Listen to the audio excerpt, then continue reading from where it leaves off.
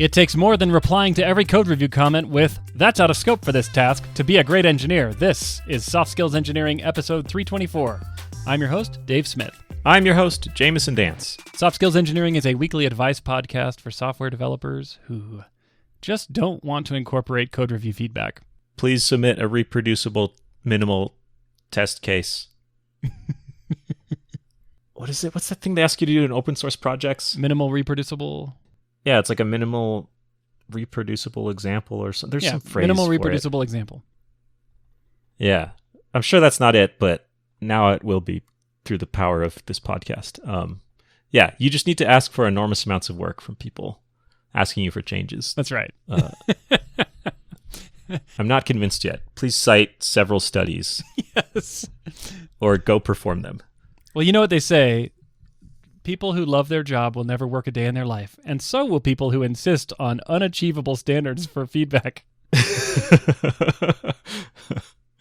Yes. I should thank our patrons. That's what I should do. Should I do that now? Yes. It's in scope. Okay.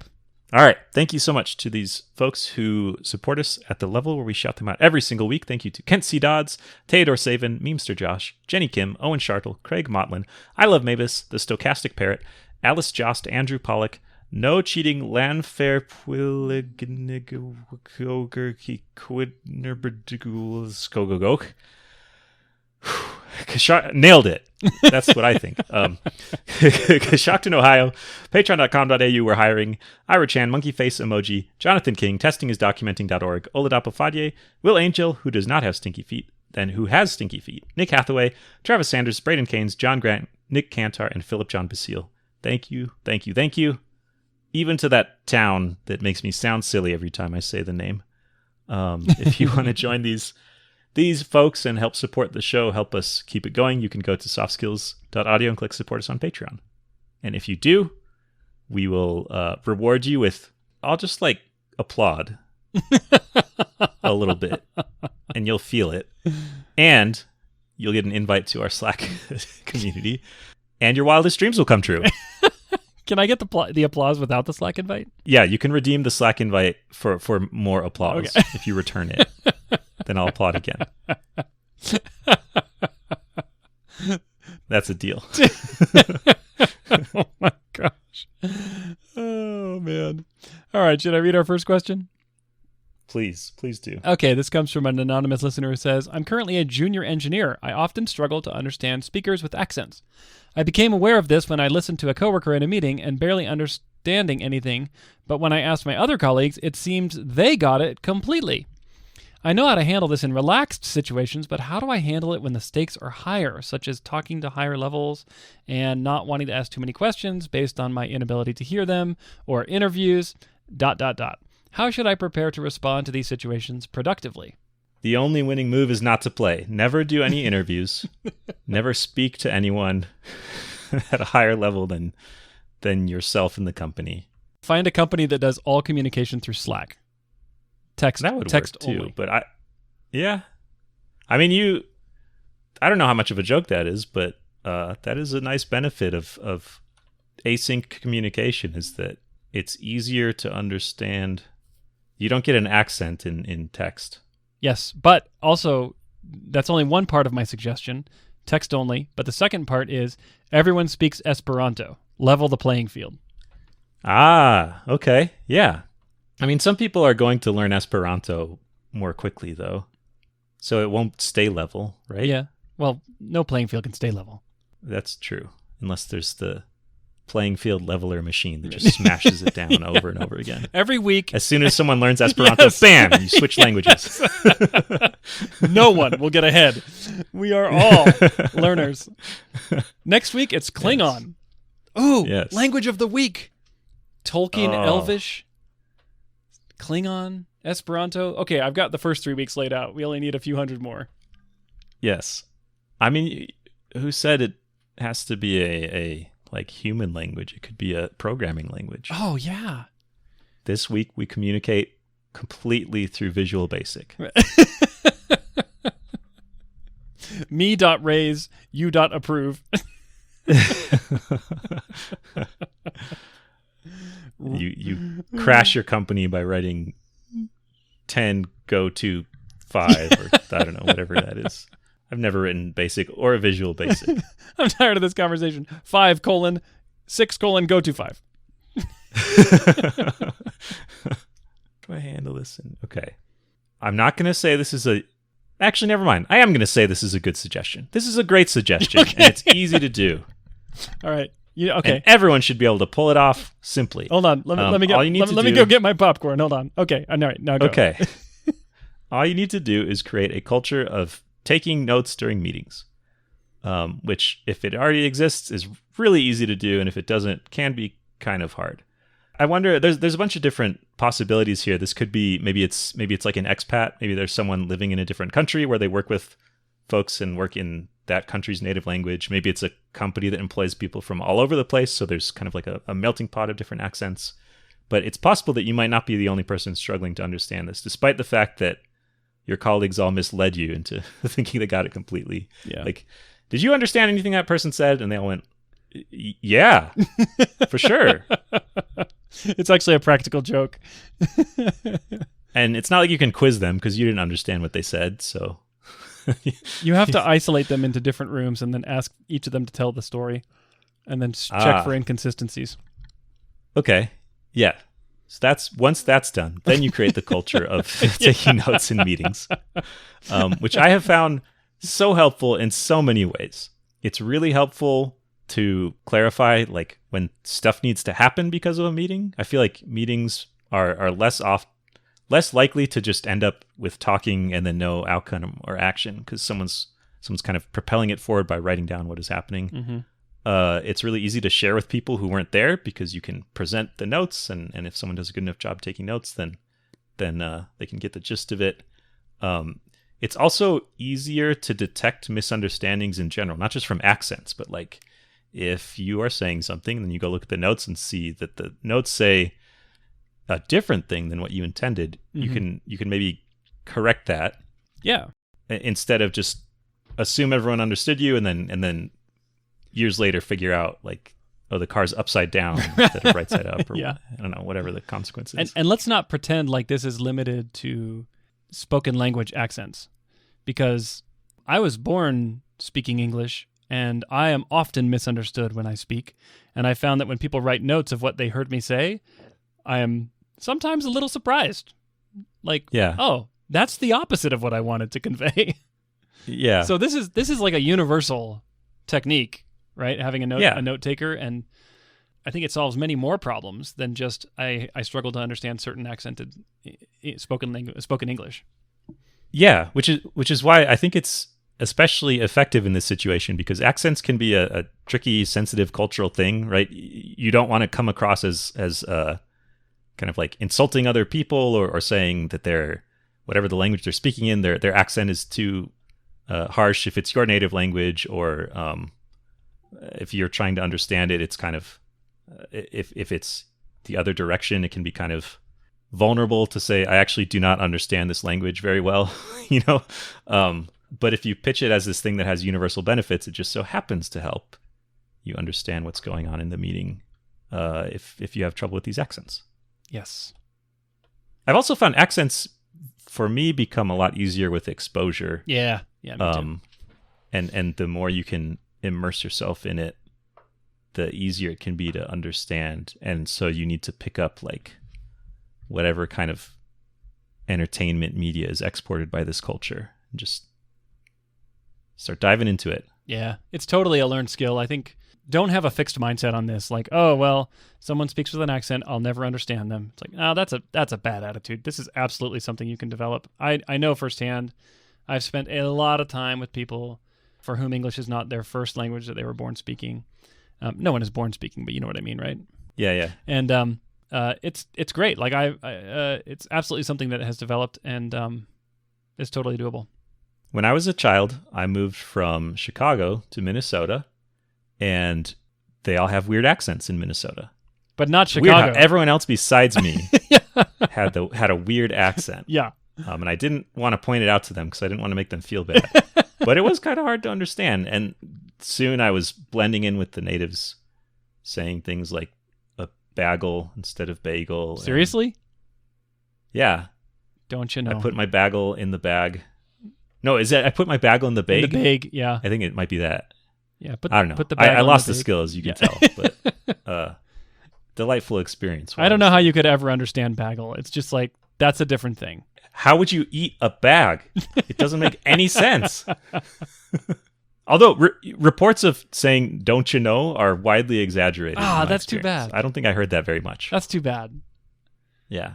I like it better when my stereotypical view of the world is confirmed as accurate. Does it match your stereotypes that it gets like 50 below zero sometimes? Yes. It does. All right. Well, that one, true. Okay. Check it off. Oh, thank you. I feel a lot better now.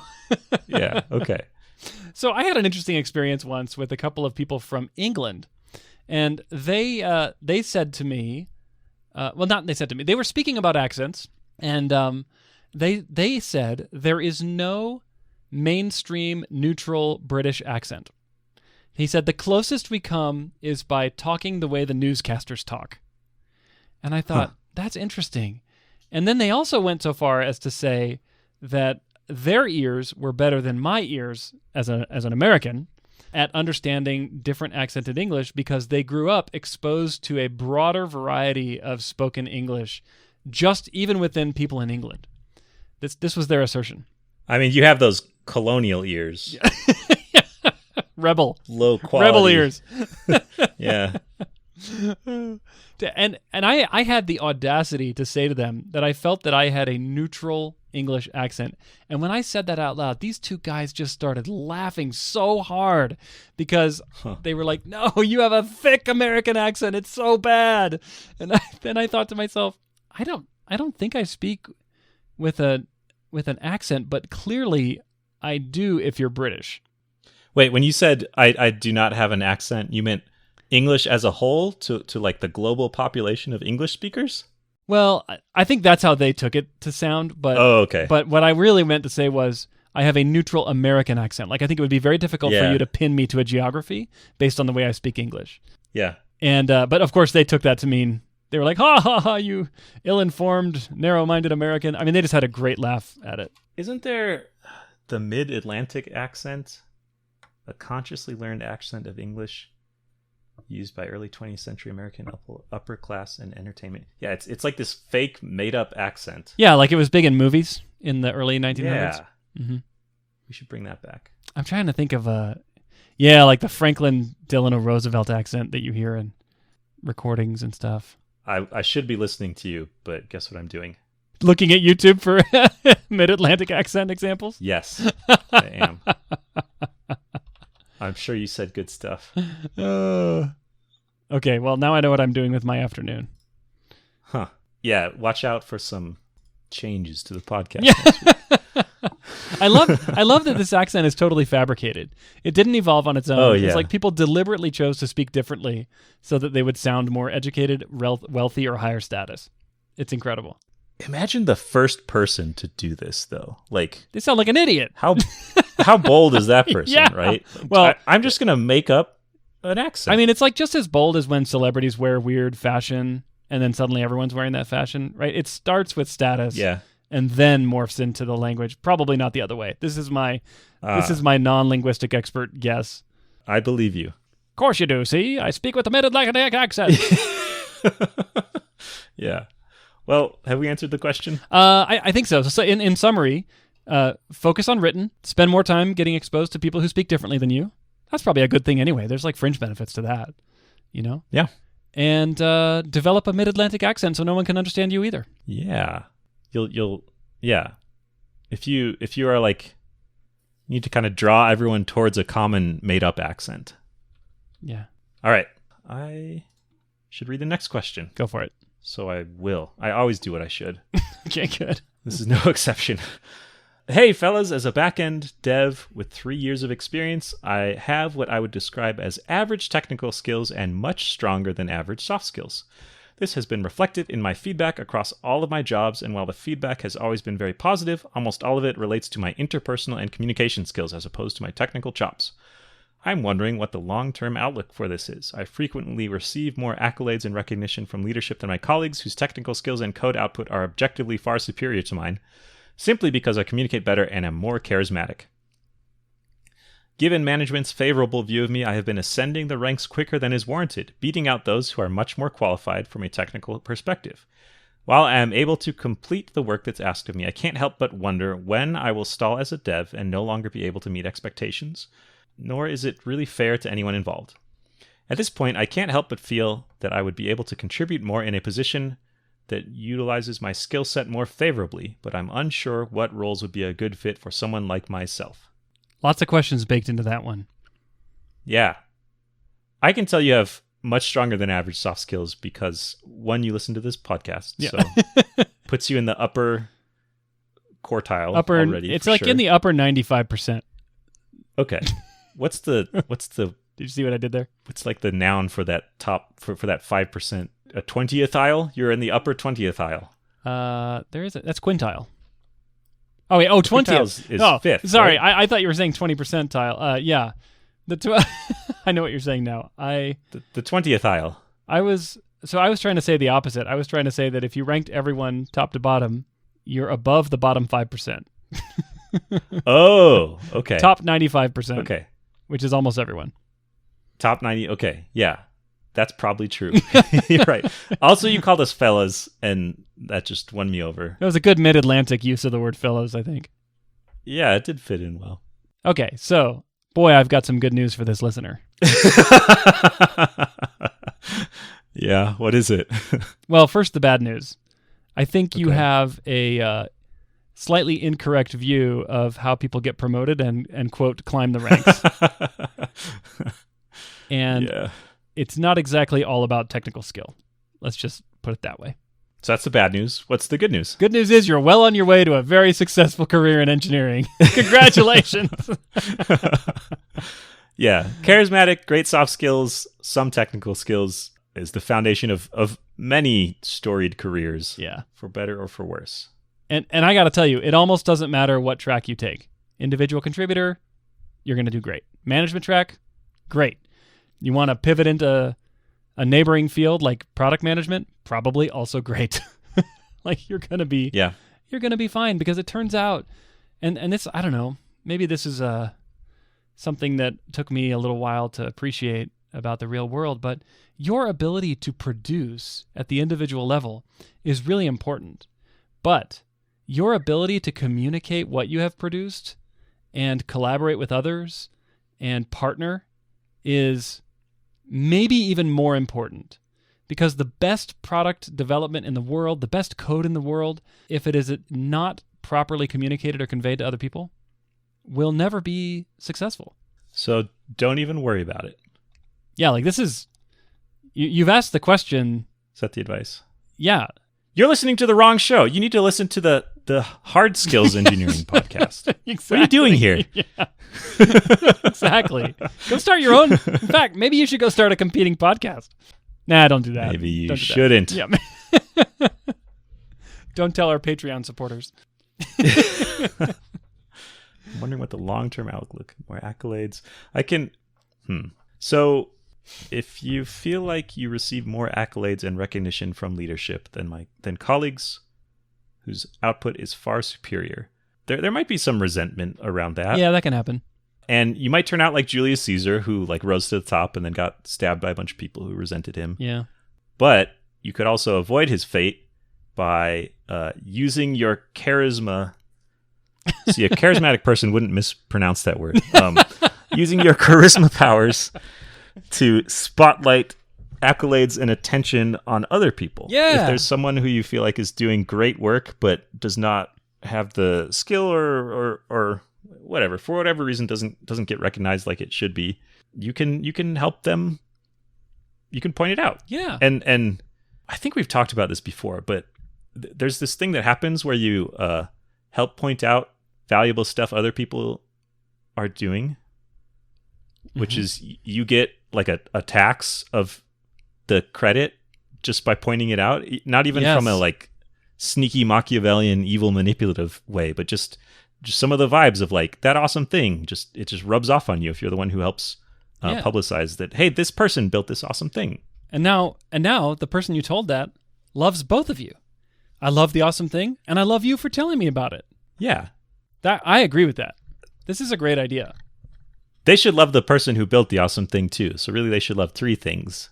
Oh, right. I forgot Otherwise, about you just totally eliminated the... Yeah, I mean, I just consider that to be one more skull on my ladder of skulls that I use to climb to the top. Okay, so you tell leadership about the awesome thing, totally eliminate who produced it. And then maybe they'll You fill don't say in. you produced Yeah, exactly. it. You don't say you did, but they can fill in the gaps if they want. Yeah, and it just so happens the gaps will be filled in by tall, charismatic, handsome people.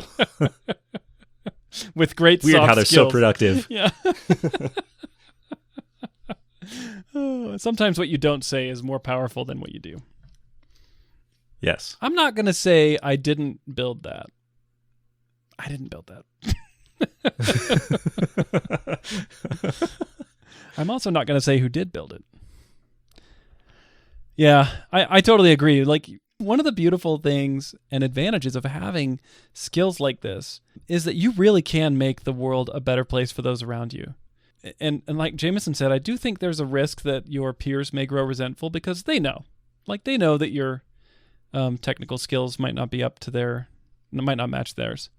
Unless you're just so good at soft skills that they're like, oh, question asker, we know they're not really pulling their weight technically, but man, do they tell a good story. Yeah. And so we forgive them. Your soft skills are so developed that even the people whose skulls are in your wake are just praising you with their last breath. I can't wait to be part of your furniture. It will be an honor. So yeah, I think that's probably the biggest risk here is that your coworkers will resent you as they come to terms with the hard, cold reality that people who are great at self-promotion and great at communication and collaboration and interpersonal skills get recognized over those that don't, despite a skills disparity.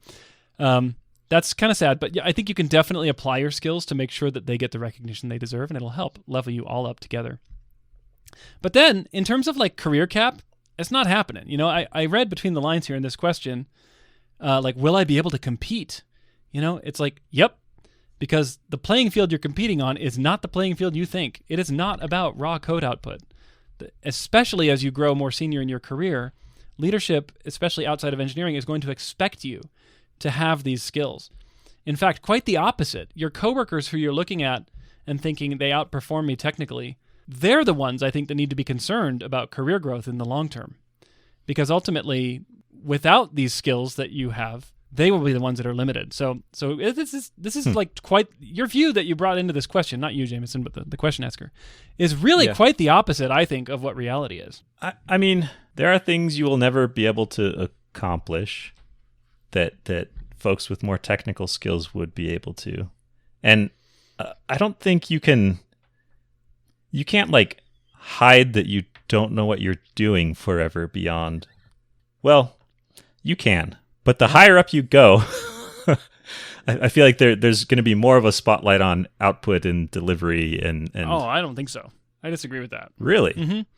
I mean, I believe the higher you go, while there may be more of a spotlight or more demands on your output, the type of output that you need to produce will shift in nature.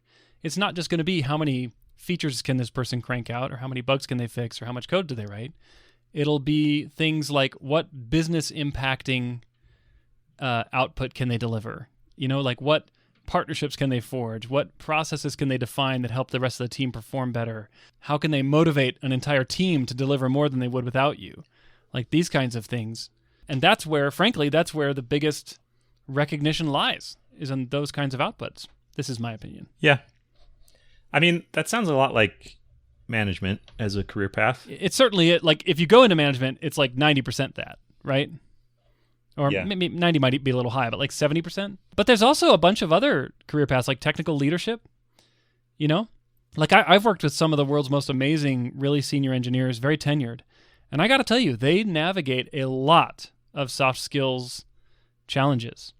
Understanding competing priorities between teams, understanding social dynamics, understanding... But did you feel like they had weak technical skills? No, they were pretty darn good technically. However, I'll tell you, not all of them. Here's an example. My team was facing a very challenging intermittent bug in our software at one of these mega techcos. And so management, knew that we were struggling with this for like a week, and they said, "Why don't we bring in a principal engineer to help consult and get you guys back on track?" And I said, "Great, bring them in." And that principal engineer sat down with us for like 4 hours, and at the end of the 4 hours, we were no better off. They had no idea what was causing the problem. Like, they didn't help at all. But the choirs of angels that you heard when they walked into the office, it was soothing. It was nice. Yeah, lifted you up quite a bit. Yes. So, like, I don't know. Also, like, your ability to crank out code right now, 3 years of experience, you're cranking out the code, doing average technical skill, great. The kinds of technical problems that you will be called upon to solve in the future might actually be a little different than just cranking out code. The kinds of technical problems will be more like cross-team dependencies, architecture, systems thinking, systems problem solving, things like that. And maybe you will be great at those because the same skills that make you good at interpersonal relationships might also make you good at interprocess communication. They share some of the very same first letters, those words. Interesting. I don't know. That's a theory. I think you're a little bit further on the spectrum of like, I feel like I want the hard technical skills to maybe matter a little bit more than you think they do for the future career growth. Fair enough. But maybe I'm wrong. And maybe I need to work on my soft skills enough so that I can understand how right you are. Can you hear the charisma in my voice, Jamison? Obviously, I'm right. Yes, I can. I know you're probably right. And I think the truth is probably somewhere in the middle. At the end of the day, like, no amount of charisma and smiles and glints in your eyes and that little twinkle sound that makes when you smile and your white teeth show, Yeah. Like, no amount of that can compensate for just a lack of technical skill. But I'm really latching onto the fact that it says I have average technical skills. Okay. So you're not worried, like, there's a thing they'll be asked to do, they just cannot deliver it. When that happens, it really is career limiting, no matter how friendly you are about it. If you just can't deliver, but... You can't deliver with such a winning smile, right. though. I'm going to write this down as delivered, because that smile, it's just captivating. Yeah. Well, have we answered this question? Well, let me just wrap up by saying there is a cynical view here. And the cynical view is that you can always find someone who's willing to hire you and promote you if you say the right things. And we all know someone like this who kind of climbed the ranks but really doesn't have the skills or the contributions to do so. So, like, I would hope you would avoid that path. Like, I would hope you would continue to develop your technical skills and be a genuinely solid contributor, but then complement it with these great skills as well. Yeah. Okay. That's all I had to say about that. All right. Well, if people want to hear more of all you have to say, what can they do? They can go to softskills.audio and click the Ask a Question button. We get so many of these questions every week, and we just love them. Thank you so much for sending them in. We really appreciate it. We do appreciate it. Thank you. And we will answer all of them, or we'll be dead and there'll be nothing you can do about it. Except replace us with someone who has better soft skills. That's true. Strike that. We'll do all of them. Okay. Yeah, that's better than dying anyway. Yeah. All right. Thank you so much for listening. We will catch you next week.